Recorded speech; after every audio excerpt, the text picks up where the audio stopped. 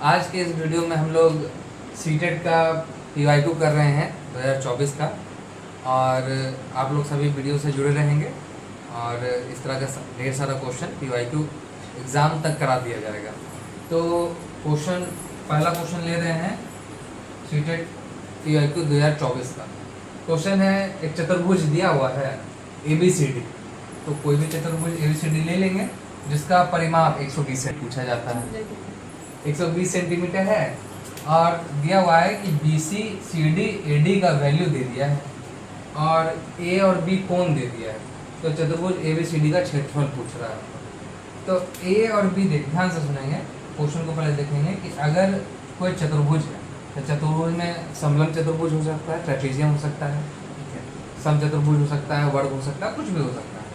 तो हम अभी तो पहले पता है नहीं कि क्या है, तो देखेंगे कि BC CD और AD सब अलग अलग है। तो वर्ग आयत तो होगा नहीं, समचतुर्भुज तो होगा नहीं, समांतर चतुर्भुज तो नहीं होगा। तो क्या हो सकता है? तो एक ही वो ऑप्शन है, समलंब चतुर्भुज है। और उसका एक पहचान ये भी है कि AB 90 डिग्री दिया हुआ है। इसका अर्थ क्या हुआ? एंगल AB है 90 डिग्री, BB है 90 डिग्री। तो अगर हम यहाँ पे A बनाते हैं और यहाँ B बनाते हैं, ध्यान से सुनेंगे, तो एंगल A को भी हमको 90 बनाना है और B को भी 90 बनाना है, क्योंकि हमको यहाँ पे दे दिया है A और B दोनों 90। तो 2 को 90 डिग्री हो गया। तो हम ध्यान से सुनेंगे, किसी भी रेखा पे अगर 2 गो रेखा लंबवत हो, यानी 2 गो लाइन 90 डिग्री हो, तो वो दोनों लाइन आपस में पैरेलल होता है। अब चाहे इसका नाम जो भी रख दे, तब देखो इसको अगर मिला देते हैं तो AB और CD नाम दे देंगे, ठीक है। तो ये एक चतुर्भुज हो गया। और एक चतुर्भुज में हमको इसके और इसके बारे में पता है। क्या पता है? कि ये दोनों जो है 90 डिग्री है। किस पे? AB पे। तो AB पे 90 डिग्री है, ठीक है। तो ये दोनों आपस में क्या होगा? पैरेलल होगा, सीधी बात है। ये भी 90 है, ये भी 90 है, यानी दोनों आपस में क्या है? पैरेलल होगा। तो 2 भुजा पैरेलल है, तो ये कौन सा चतुर्भुज हो गया? तो समलंब चतुर्भुज हो गया, ठीक है। अब समलंब चतुर्भुज जैसे हो गया, थोड़ा हम एक्सप्लेन कर रहे हैं क्योंकि सभी के लिए शॉर्टकट तो अवेलेबल समझना मुश्किल है, ठीक है। तो पहले तो हम समझ लिए कि ये समलंब है। अब समलंब जैसे समझ लिए तो उसका एरिया क्या हो जाएगा? Half into A plus B into H, जिसमें A और B क्या होता है? A और B समांतर भुजा होता है, समांतर भुजा होता है, ठीक है। तो ध्यान से समझेंगे, इसमें A और B क्या है पहले पता करेंगे। तो हमको दे दिया BC 48 है, तो BC को 48 लिख दिए। CD 17 है, तो CD को 17 लिख दिए। AD 40 है, तो AD को 40 लिख दिए। अब हमको ये नहीं पता, तो ध्यान से समझेंगे, परिमाप दिया है 120, यानी कि सबको जोड़कर 120 है, ठीक है। तो इसको जोड़ने पे क्या आ रहा है? 40 प्लस 48 और प्लस 17, अब प्लस x बराबर 120।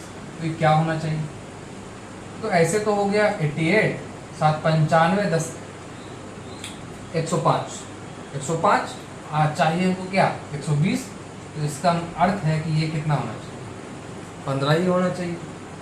तो हमको ये चारों चीज़ मिल गया, ठीक है। अब हम समझेंगे कि हमको चाहिए एरिया, ठीक है। तो एरिया के लिए क्या चाहिए?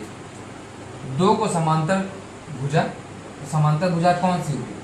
अब AD और BC ही आपस में समांतर है, ठीक है।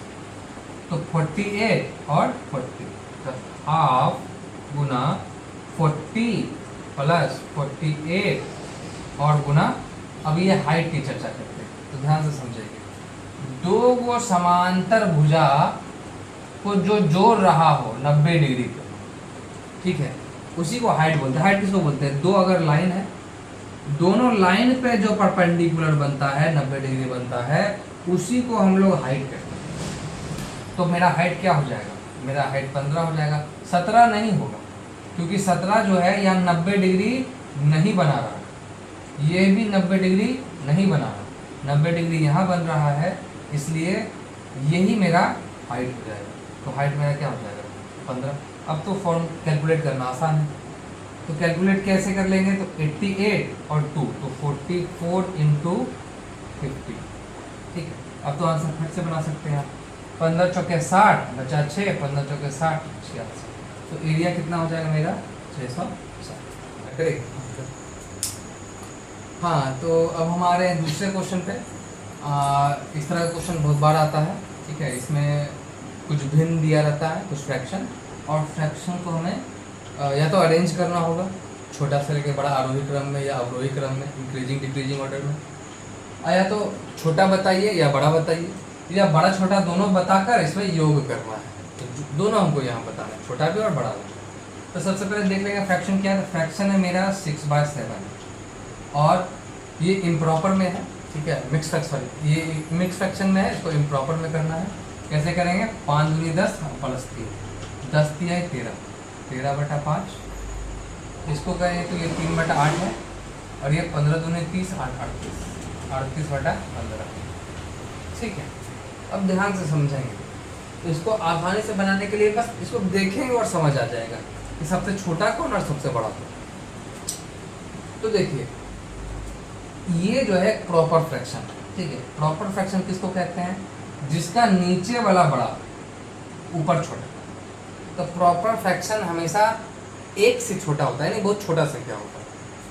और ये भी प्रॉपर फ्रैक्शन है, ऊपर छोटा नीचे बड़ा, ठीक है। तो इन दोनों को अभी साइड रख रहे हैं, इन दोनों को देख रहे हैं, इसमें ऊपर बड़ा है और इसमें भी ऊपर बड़ा है, नीचे वाला छोटा है। तो ये जो हो गया, ये तो पहला हो गया प्रॉपर फ्रैक्शन, प्रॉपर, और ये है इम्प्रॉपर, ठीक है। उचित अनुचित भिन्न, जिसमें इसमें ऊपर वाला छोटा है नीचे बड़ा, और इसमें ऊपर बड़ा नीचे छोटा। आसानी से किसको है कैसे बढ़ाएंगे, तो ध्यान से समझेंगे। इम्प्रॉपर फ्रैक्शन हमेशा ही बड़ा होता है, तो समझ जाएंगे कि इन दोनों से बड़ा तो पहले ये दोनों होगा, सीधी बात है। या तो ये बड़ा होगा या तो ये बड़ा होगा, बड़ा, ठीक है। तो ये दोनों तो छट गया पहले ही, ये दोनों लाइन में आ गया, बड़ा क्या लाइन में। अब बड़ा में इन दोनों में कौन बड़ा, तो दो चीज में बड़ा करने के लिए बहुत ही आसान ऑप्शन है क्रॉस मल्टीप्लाई। 15 से इसको गुना कर दीजिए, 5 से इसको गुना कर दीजिए, आसानी से पता चल जाएगा। लेकिन यहाँ 15 है और 13 है, कितना लंबा गुना हो जाएगा। उससे बेहतर कर यहाँ पे इस क्वेश्चन के लिए पर्टिकुलर करने का क्या तरीका है देखेंगे। अगर हम इसको भी 3 से गुना कर दें और इसको भी 3 से गुना कर दें, तो ये हो जाएगा 15 और ये हो जाएगा 39 हो जाएगा। अब देखिए, दोनों के नीचे 15, यानी दोनों नीचे से बराबर है। अब ऊपर देख लेंगे, ये 39 है, ये 38 है, ऑटोमेटिकली पता चल गया कौन बड़ा, ये बड़ा है। तो बड़ा कौन हुआ, बड़ा मेरा 13/5 ऑटोमेटिक बड़ा हो गया। हम बोल कर बता रहे हैं, थोड़ा लंबा लग रहा है, लेकिन साफ साफ देखिएगा कि छोटा कौन है बड़ा कौन है। तो 13/5 बड़ा हो गया। अब हमको छोटा चाहिए, तो अगर ये दोनों में बड़ा आ गया है, तो इसमें और इसमें ही हमको छोटा आना है, ठीक है। तो छोटा कैसे आना है, तो हम 6/7 को देखेंगे और 3/8 को देखेंगे। सीधी सीधी बात बताए थे, क्रॉस मल्टीप्लाई करके देख लीजिए। 8 6 48 और 7 किया है 21। कौन छोटा, 21 वाला छोटा। यानी एक मेरा जो 3/8 है, यही मेरा क्या आ गया, छोटा आ गया। 3/8 क्या हो गया, छोटा हो गया। कोई एलसीएम एचसीएफ नहीं लिया है, डायरेक्ट देखे हैं कि अच्छा साफ दिख रहा था कि ये इम्प्रॉपर है, ये भी इम्प्रॉपर है, ठीक है। तो ये इम्प्रॉपर है, ये इम्प्रॉपर है, तो ये दोनों ही बड़ा होगा। तो इन दोनों में कौन बड़ा, तो क्रॉस मल्टीप्लाई करके देखते हैं, ठीक है। क्रॉस मल्टीप्लाई की जगह कुछ और कर लिए थे हम लोग, एलसीएम डायरेक्ट बनाकर देख लिए थे, डिनोमिनेटर सेम करके देख लेते हैं, हर इसका सेम कर दिए, सेम कर दिए थे तो पता चल गया ये बड़ा। छोटा के लिए क्या किए थे, इन दोनों में ही कोई छोटा होगा, ठीक है, तो क्रॉस मल्टीप्लाई कर दिया, दिखा दूसरा का वाला छोटा है, यानी 3/8 छोटा है। सीधी सी समझ में आ गई बात। अब बस कितना क्या आना है कि इन दोनों को जोड़ना है। तो जोड़ने के लिए तो बहुत ही आसान है, 13/5 और प्लस 3/8, एलसीएम नीचे 40 हो जाएगा और क्रॉस कर लेंगे, ठीक है। 13/8 104 और 5 15, 139। सबसे पहले नहीं भी जोड़ते ना तो कुछ पता चलता हमको। 40 है। देखो तो 40 वाला ही आंसर होना चाहिए, तो ये तो आंसर नहीं होगा, ये तो आंसर नहीं होगा 35 वाला, तो यही दोनों में से कोई आंसर होगा मेरा। ठीक है, अब इसमें कौन सा आंसर देखो, बिना देखे पता चल जाएगा। 39 आ रहा है लास्ट में, 39 आएगा यहाँ पे, तो यही मेरा आंसर हो जाएगा 2 होल नंबर 39/40। ठीक, अब एक बार रिपीट करके इसको समझेंगे, ध्यान से फट से समझेंगे क्या कि 4 संख्या दिया हुआ है, ठीक से समझेंगे। 6/7, 13/5, 3/8 और 38/15। इसमें कौन बड़ा, साफ देखेंगे। अगर वैसा फ्रैक्शन का मिक्सर दिया हुआ हो कि प्रॉपर इम्प्रॉपर दोनों है, तो इम्प्रॉपर ही बड़ा होता है, यानी जिसका ऊपर बड़ा नीचे छोटा। ये वाला एक मिला और ये वाला एक मिला, तो यही दोनों में कोई बड़ा होगा। तो देख रहे हैं 5 तिहाई 15 अगर कर देंगे तो 13 तिहाई 39 हो जाएगा, इसका ऊपर वाला 39 हो जाएगा, इसका 38 है, तो हमको 13/5 ही बड़ा मिल गया। पर छोटा कौन है, तो 8 × 48, 7 तिहाई 21, यही वाला 21 हो रहा है, छोटा है तो 3/8 कर देंगे, जोड़ देंगे दोनों को, आंसर एलसीएम 40 हो जाएगा। 13 × 104, 5 तिहाई 115, 139/40। तो यहाँ 39 यहाँ दिख रहा है, यही मेरा आंसर हो जाएगा। बस ये इतना है, 10 सेकंड में आंसर बनना है। ठीक है, धन्यवाद। नेक्स्ट क्वेश्चन हम लोग देखेंगे, तीसरा क्वेश्चन ले रहे हैं, अलग अलग टाइप का क्वेश्चन ले रहे हैं, लेकिन सब 2024 का PYQ का ही है। 30 क्वेश्चन होगा मैथ्स का, 30 क्वेश्चन सॉल्व करेंगे, फिर 30 क्वेश्चन साइंस कर करेंगे। तो दिया हुआ है 2x + 5y², ठीक है, 2x - 5y² माइनस 5 प्लस है, और 5 2x + 5y - 14 बराबर 2x + 5y + 3 और 2x + 5y + q। अब इस क्वेश्चन को देखेंगे, बहुत लंबा चौड़ा लगेगा, तो लंबा चौड़ा देखने में बस लग रहा है, लेकिन थोड़ा जिसको मैथ्स का एक्सपीरियंस है उसके लिए थोड़ा सा आसान है। क्या करेंगे क्या, तो अगर हम 2x सब्स्टिट्यूशन का इसको सब्स्टिट्यूट कहते हैं कि किसी बड़े चीज़ की जगह पर अगर छोटा चीज़ रख दें तो उसको हम लोग सब्स्टिट्यूट करते हैं। तो 2x + 5y के जगह पर अगर हम a रख दें तो सीधा सीधा ये a² हो जाएगा, और इसके जगह पर तो a ही रखेंगे तो 5a हो जाएगा ना। 2x + 5y बराबर a - 14, और ये भी a हो जाएगा, तो इसके जगह पे a रखते हैं, प्लस p, और ये भी a हो जाएगा प्लस q। ठीक है, जिसमें हम लोग क्या लिखे हैं, 2x + 5y बराबर a। ठीक, हमको p + q का मान निकालना है, तो देखेंगे कैसे निकल सकता है। तो अगर इसको हम लोग फैक्टराइज करेंगे तो सीधी सी बात है, आगे कुछ नहीं है तो आगे पॉजिटिव है और पीछे नेगेटिव है। तो फैक्टराइजेशन तोड़ते किस तरह से, ध्यान से समझेंगे। हमको बीच वाला को ऐसा तोड़ना है कि उसका जो मल्टीप्लाई आए नेगेटिव आए, और आगे में तो कुछ नहीं है तो 1 है, और यह 14 है तो नेगेटिव 14 है, क्या नेगेटिव 14 है। ठीक है, तो कैसे कर सकते हैं, तो 5 को अगर हम -7 और +2 में तोड़, ठीक है, तो 7 दूनी 14 भी होता है, और माइनस लगाए तो -14 भी होगा। तो सीधी सी बात है, इसको कर देंगे a² - 7a + 2a और -14 बराबर जो भी लिखा हो। तो इसको फैक्टराइज करने पर क्या देखेंगे, a - 7 कॉमन आएगा, ठीक है, और यहाँ से कॉमन लेंगे, ठीक है, तो 2 कॉमन लेंगे, ठीक है, तो यहाँ से भी a - 7 आ जाएगा, और यहाँ आ जाएगा a + 2। ठीक है, हम डायरेक्ट कर दिए हैं, ठीक, क्योंकि अब अच्छा लंबा ही करके देखते हैं। ठीक, यहाँ से a अगर कॉमन लेंगे तो यहाँ a - 7 बचेगा, और यहाँ जो है अगर 2 कॉमन लेंगे तो यहाँ भी a - 7 बचेगा। इसी को लिख देते हैं a + 2 और a - 7, जो कि बराबर होगा इसके a + p के और a + q। अब कंपेयरिंग करेंगे a + 2 और देखो a + p, तो अगर कंपेयर करेंगे तो यहाँ भी a है, यहाँ भी a है, तो हम p का मान +2 ले सकते हैं, और यहाँ भी है, यहाँ भी a है, तो q का मान हम -7 ले सकते हैं। ठीक है, उल्टा भी हो सकता है, अगर आप p बराबर -7 ले लें और q बराबर +2 तो दोनों में कोई अंतर नहीं होगा, लेकिन दोनों का जो ऐड होगा p प्लस q होगा 2 - 7 बराबर -5, यही होना है।